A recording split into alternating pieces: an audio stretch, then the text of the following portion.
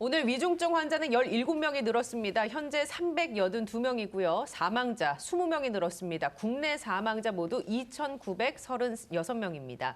일일 신규 확진자는 2,344명입니다. 자, 교수님, 오늘 금요일인데요. 위중증 환자도 17명이나 늘었고요. 사망자는 20명이나 늘었습니다. 지금 지표 어떻게 보고 계십니까? 예, 하나씩 살펴보겠습니다. 여러 차례 말씀드린 것처럼 제일 중요한 것이 이제 수요일이고, 수요일 날에 보통 정점을 찍고 목, 금, 토 이렇게 줄어든다 그랬지 않습니까? 실제로 이번 주에는 수요일 날 정점을 찍고 줄어들고는 있습니다. 그러니까 이제 토, 일요일 날을 겪으면서 더 줄어들 가능성이 있으니까 다음 주는 이번 주보다 좋은 상황으로 출발할 가능성이 있다는 거죠. 그런데 중요한 게 뭐냐면 단기적 일상 회복에서 제일 중요한 것은 위중증 사망이라 그랬지 않습니까? 그러는데 오늘은 위중증이 17분이나 플러스로 나오고 예. 사망이 20분 나왔거든요. 안타깝게도. 그런데 어제는 사망이 24분이 나오시기는 했지만 위중증은 줄어들었습니다. 물론 위중증에 계신 분이 사망으로 옮겨간 탓도 있을 것으로 생각이 됩니다. 그런데 오늘은 상황이 더 나쁘다는 거죠.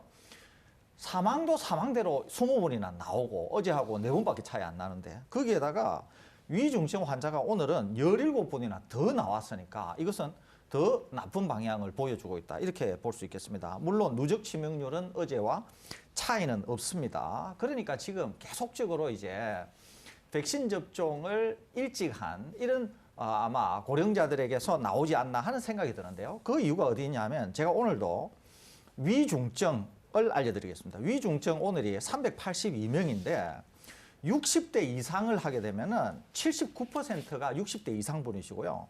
50대까지를 포함하게 되면은 87.7%가 50대 이상입니다. 그러니까 위중증자의 거의 대부분이 50대 이상이다고 볼 수 있습니다. 60대 이상만 하더라도 80% 정도가 된다는 거죠.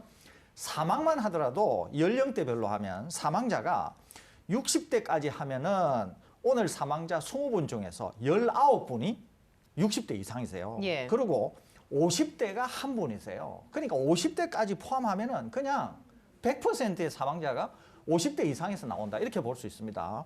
그러면 50대 이하에서 사망자는 오늘 한 명도 안 나왔다는 거죠. 동시에 위중증자에게서도 지금 위중증자 382명 중에서 10살부터 19살까지 2명이 있고요. 예. 그 다음에 0세부터 9세까지는 한 명도 없어요. 그러니까 10대에서만 딱 2명이 있다는 거죠. 그리고 아까 제가 말씀드린 것처럼 사망이 한 명도 없다 그랬잖아요. 그리고 지금까지 누적으로도 10대는 사망이 한 명도 없습니다. 네네. 그러니까 대부분 위중증의 10대가 이렇게 한 명, 2명 있다고 하더라도 쉽게 치료되면서 위중증을 벗어난다는 얘기겠죠. 이것은 굉장히 중요한 자료입니다. 왜 그러냐면 조금 있다가 저희들이 다시 한번 뭔가를 설명드릴 텐데 그때도 이거를 감안하시고 들어주시면 좋겠습니다. 예. 다시 지금 위중증 사망자는 비교적 나쁜 방향으로 가고 있습니다. 다만 확진 상황은 다소 우려와는 달리 약간 안정을 찾아간다고 생각이 되는데 헬로윈의 영향이 아직 드러났다 이렇게 볼 수는 없지 않습니까? 그러니까 이것은 예의주시해 볼 필요는 있고 더 중요한 것은 단계적 일상 회복에서 제일 중요한 것은 위중증 사망이다. 그런 점에서 계속 우리는 위중증 사망에 관심을 두어야 되지 오히려 확진 상황 그 자체, 확진자 수 그 자체는 그렇게 중요한 게 아니다.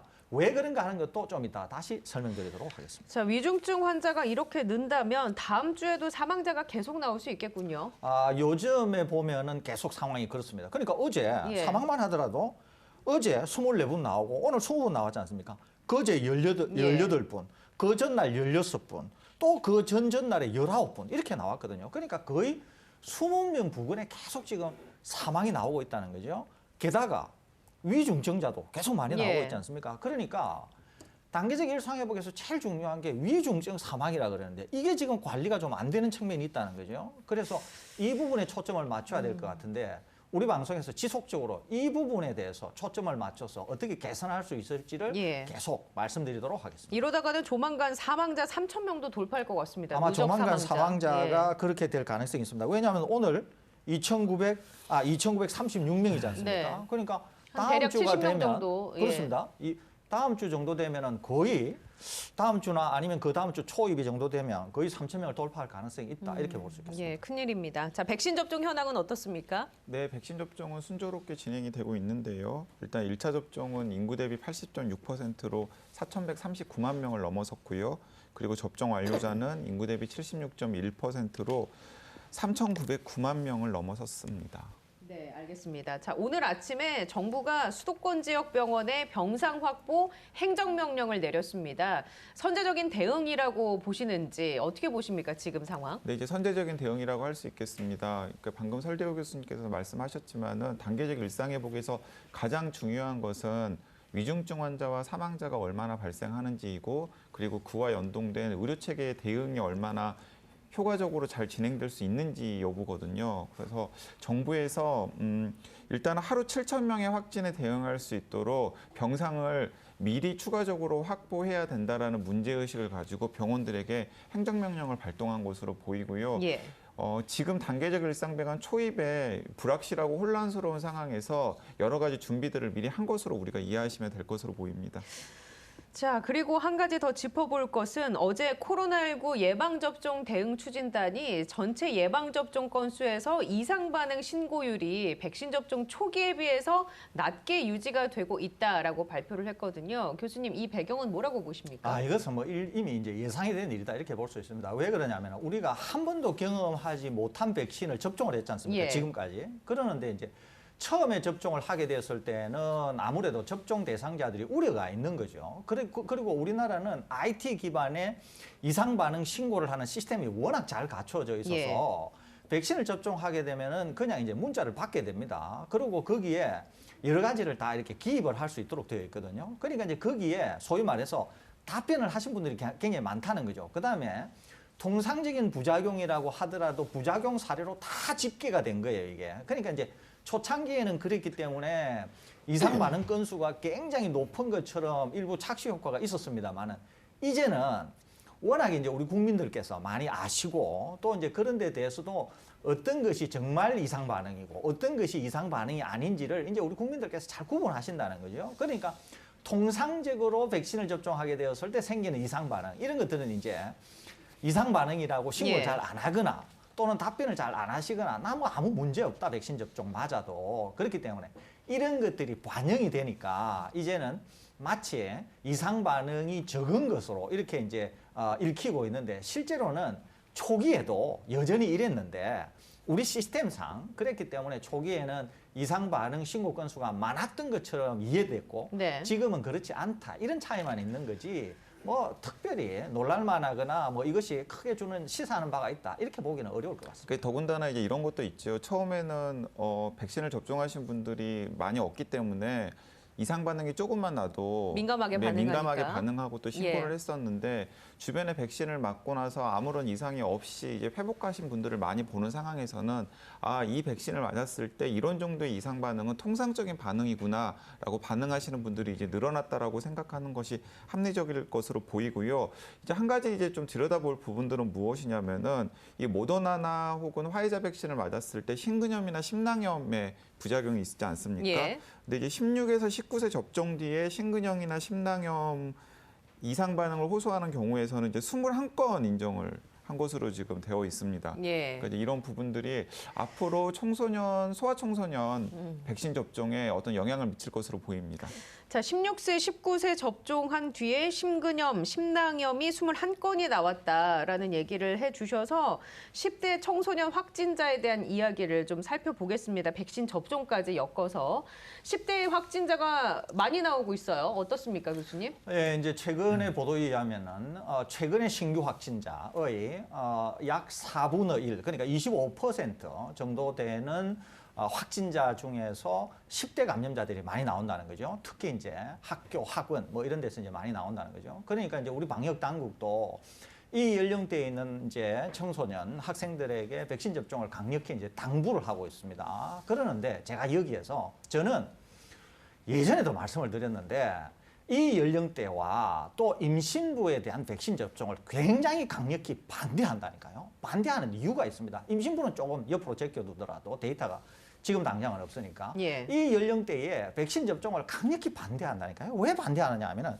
제가 조금 전에 위중증 환자하고 사망자인 경우에는 누적 사망자와 지금 당장의 사망자를 다 제가 설명을 드렸지 않습니까? 자, 오늘 위중증에서 지금까지 위중증으로 있는 전체 중에서 단지 2명이 위중증자라니까요. 13부터 19살까지. 그 다음에 사망은 오늘 사망이든 여태까지 사망이든 0세부터 19세까지는 사망이 한 명도 없다니까요. 코로나19 이후에 지금까지요. 지금까지 그냥 우리나라 통틀어서 한 명도 없다니까요. 그러는데 강 기자님 지적하신 것처럼 심근염 등등 해서 부작용이 있지 않습니까? 그러는데 지금 이제 학교에서는 예전에 우리 방송에서도 제가 걱정했던 것처럼 소위 말해서 누구는 백신 접종하고 누구는 백신 접종 안 하고 이런 걸 조사하는 데서 소위 말해서 왕따 문제 또는 어떤 우려가 섞인 그런 어떤 문제, 나는 백신 접종했는데 너는 왜 백신 접종 안 했느냐, 이제 그런 얘기들이 막 돌고 있는 거죠.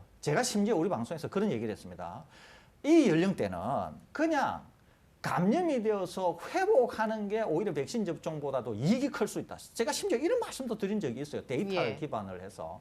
그렇기 때문에 저는 방역 당국이 뭐라고 얘기하든 상관없이 이 연령대의 아이들에게 있어서는 백신 접종보다 백신 접종을 하지 않는 것이 이익이 훨씬 크다니까요. 예. 그래서 방역 당국이 뭐라고 하든 상관없이 저는 우리 방송에서 계속적으로 백신 접종에 반대한다. 그다음에 한 걸음 더 나아가서 훨씬 안전한 백신이 나온다고 하면 심근염, 심낭염 우려가 전혀 없고 또 정말 이 나이에서 안전하다고 알려져 있는 백신이 나온다고 하면 이제 노바백스 백신이거나 또 우리 SK 바이오사이언스에서 하고 있는 그런 백신이겠죠. 나온다고 하면 저는 그때는 아낌없이 네. 찬성하겠다. 제가 다시 말씀드립니다. 알겠습니다. 그럼 그 부분을 쪼개서 한 가지씩 더 구체적으로 여쭤보도록 하겠습니다.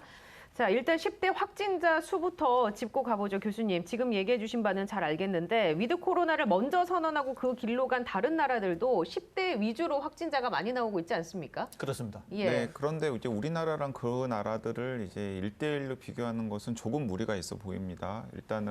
일단 지역사회 바이러스 밀도가 뭐 유럽이라든가 미국 같은 경우에는 이제 우리나라보다 훨씬 더 높은 상태에서 뭐 일상 회복으로 일단은 진입한 측면이 있었고요. 거기에다가 이제 그러다 보니까 이제 10대 확진 환자들의 비율이 중요한 것이 아니라 거기는 10대 확진 환자들의 숫자가 많아요.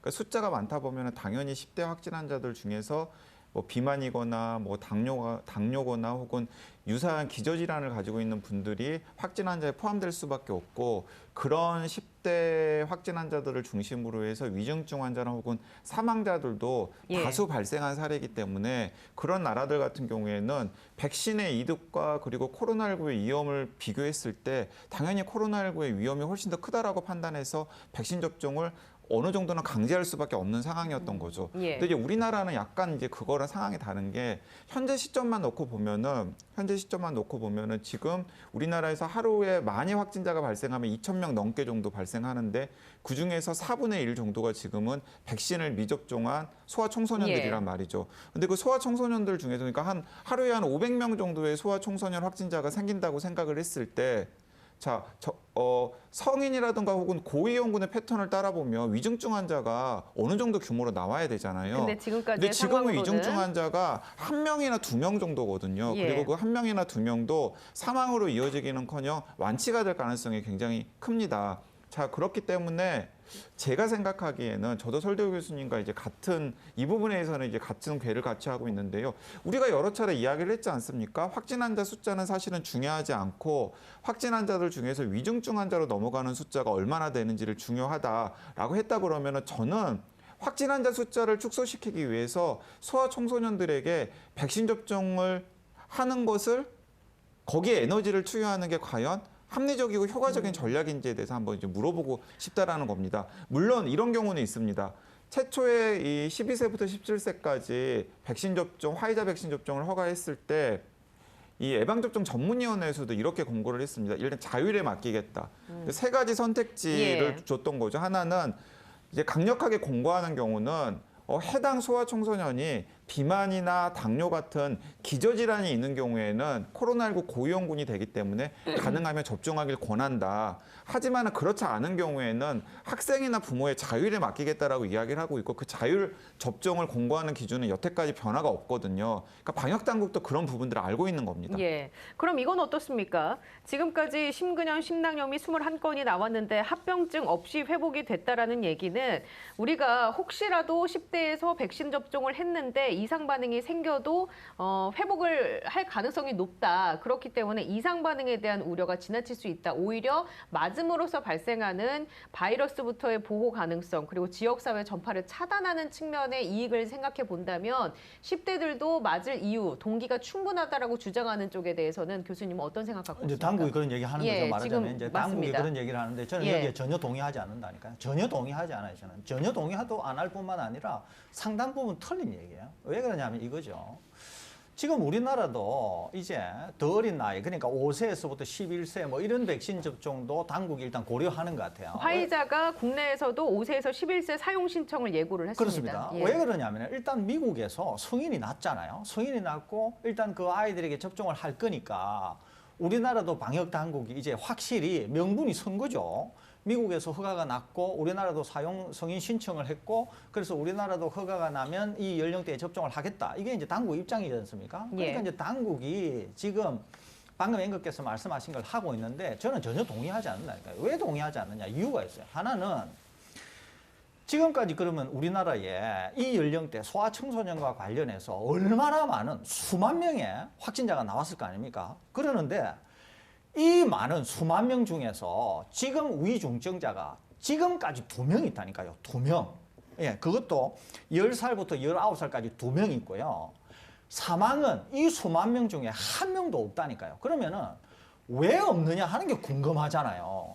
미국은 이 연령대에 사망자가 500명이나 넘고 위중증자도 굉장히 많은데 미국은 그러는데 우리나라는 왜 없냐나요. 미국은 아까 말씀드린 것처럼 이렇게 상황이 나쁘니까 강 기자님도 지적하신 것처럼 미국은 이 연령대 백신 접종의 동기가 충분히 있다는 거죠. 그건 왜 이러느냐. 미국은 의료보험을 안 가지고 있는 부모들이 굉장히 많습니다. 그러니까 아이들이 감염이 되어도 신속하게 이 아이들이 중증에 빠지지 않도록 하는 조치가 쉽지가 않은 거예요, 예. 이게. 그런데 우리나라는 어때요? 전 국민 의료보험이 되어 있고 워낙 시스템이 잘 되어 있으니까 이 연령대 어린 아이들에게도 감염이 되었다라고 하는 게 확인이 되면 신속한 조치를 하는 거예요. 그 아이가 고위험군, 즉 기저질환을 가지고 있거나 비만에 있는 아이들이라고 하더라도 미국과는 달리 우리는 위중증으로 가는 것도 아주 드라마틱하게 막고 위중증에서 사망으로 가는 것도 드라마틱하게 막는 국가가 우리라니까요. 자, 그럼 교수님, 일단 10대에 국한해서 절대적인 확진자 숫자 자체도 상대적으로 적고 위중증 환자도 적잖아요. 그렇다면 관리가 되고 있다고도 볼 수 있고 교수님은 그럼 백신 자체를 맞지 않아도 된다라고도 해석할 수 있겠습니까? 그렇습니다. 저는 그래서 반대한다니까요. 백신 자체, 그렇습니다. 노바백스 백신인데 또 어떤 백신이 그렇지 않죠. 지금 나와 있는 그러니까 심근염, 심낭염이라고 하는 우려가 있는 백신은 예. 저는 반대한다는 거예요. 하지만 그런데 다른 백신은 괜찮다. 그렇죠. 그런데 근데 어차피 상황이 좋다라고 하면은 다른 백신도 굳이 맞을 필요가 없는 거 아닙니까? 그거는 그렇지 않죠. 예. 왜냐하면 제가 걱정하는 거는 뭐냐면 언제나 우리가 고민해야 되는 것은 위험 대비 이익이라는 네. 거죠. 위험 대비 이익. 그런데 화이자나 모더나는 이익이 위험보다 크다 이렇게 볼 동기가 전혀 없다는 거예요. 10대에 한해서는 그렇습니다. 그러는데 노바백스나 SK 바이오사이언스 똑같은 이제 기술인데요. 이게 나오게 될 경우에는 아이들이 백신 접종을 해도 그런 위험 자체가 없다는 거죠. 안심하고 맞을 수 있다. 그렇습니다. 그러니까 그때는 이 이익이 훨씬 크다. 그렇죠. 그러니까 이거는 백신의 위험이 적어지기 때문에 상대적으로 이익이 크게 된다는 거죠. 이게. 그러니까 저는 그런 백신이 나온다고 하면 저는 말씀드렸잖아요. 쌍수를 들고 환영하면서 저는 오히려 접종 권고를 드릴 거라니까요. 예. 그런데 지금은 반대한다는 거예요. 또 하나는 이겁니다. 또 하나는. 강 기자님도 지적하셨지만 우리가 단기적 일상에서 중요한 거는 뭐라고요? 확진자 수가 아니라니까요. 그러는데 방역 당국이 이상하게 이 아이들 얘기만 하면서 확진자 수를 지금 얘기하고 있잖아요. 이 아이들은 위중증 가는 게 없다니까요. 그다음에 또 하나는 지금 계속적으로 우리가 관심을 가져야 되는 것은 끊임없이 위중증자인데 이렇게 생각하는 거예요. 그러면 이 아이들이 감염이 되어서 전파를 시킬 수도 있는 거 아니냐라고 생각하는 거예요. 근데 제가 전파를 시키든 말든 이 아이들은 위험하지 않고 전파가 되는 대상자가 고령층이 위험하다고 제가 아까 데이터를 말씀드렸잖아요. 그러니까 고령층에서 두 가지. 하나는 미접종자, 두 번째는 돌파 감염자. 그분들만 잘 관리하면 된다는 거예요. 그렇기 때문에 방역 당국은 이렇게 쓸데없는데 에너지를 쓸 게 아니라 정말 위험하신 분들에게 더 에너지를 써야 된다는 거예요, 제 말씀은. 아니 네. 그러니까 이제 여기서 이제 또 우리가 이제 앞뒤가 안 맞는 대목을 이제 우리가 확인할 수 있는 건데요. 예를 들어서 진짜 소아 청소년들에 대한 예방 접종이 시급하다라고 생각한다 그러면 이미 지금 16, 17세를 제외하고는 15세 이하 같은 경우에는 동의율이 거의 5%대도 안 되는 상황이거든요. 그렇기 때문에 모더나나 화이자 백신으로 소아 청소년들 백신 접종률을 높일 수는 없어요. 그러면 방역 당국이 소아 청소년 백신 접종이 굉장히 시급하다라고 판단을 하면은 거기에 맞춤한 다른 옵션을 내놓아야 되잖아요. 예를 들어서 인도네시아 같은 경우는 아스트라제네카나 화이자나 모더나 같은 곳으로는 지금 인도네시아의 팬데믹을 잡는 데는 한계가 있다라는 판단 때문에 노바백스 백신에 예. 대해서 긴급 사용 승인을 먼저 했지 않습니까? WHO나 FDA나 혹은 유럽 EMA 같은 곳에서 하지 않았는데도 불구하고 자국에서 심사를 해가지고 먼저 네네. 심사를 했단 말이죠. 야, 그러면 우리나라도 이런 게 가능하다라는 거죠. 노바백스 백신 긴급 사용 승인한 다음에 예를 들어서 노바백스 백신이 지금 백신 미접종군들에게 효과적인 대안으로 어필을 하기 위해서 어떤 조치를 할 수 있을지를 고민해서 그런 걸 실행하는 게 정부의 해야 할 일이라는 거죠. 자, 그런 가운데 SK 바이오사이언스에서 개발 중인 코로나19 백신이 임상 1, 2상에서 좋은 결과가 나왔다면서요? 네, 맞습니다. 좋은 결과가 나왔습니다. 예. 이게 같이 묶어가지고 설명을 하는 게 이해하기가 편하실 것 같은데요. 이제 SK 바이오사이언스에서는 아스트라제네카 백신도 위탁 생산을 하고 있고 노바백스 백신도 위탁 생산을 하고 있는데 노바백스 백신과 거의 유사한 플랫폼의 자체 백신도 개발을 해서 지금 3상 임상시험을 진행 중입니다. 근데 이제 오늘 3상 임상시험 전에 했던 1상과 2상 임상시험 결과를 공개를 했어요. 근데 그 결과가 굉장히 좋습니다.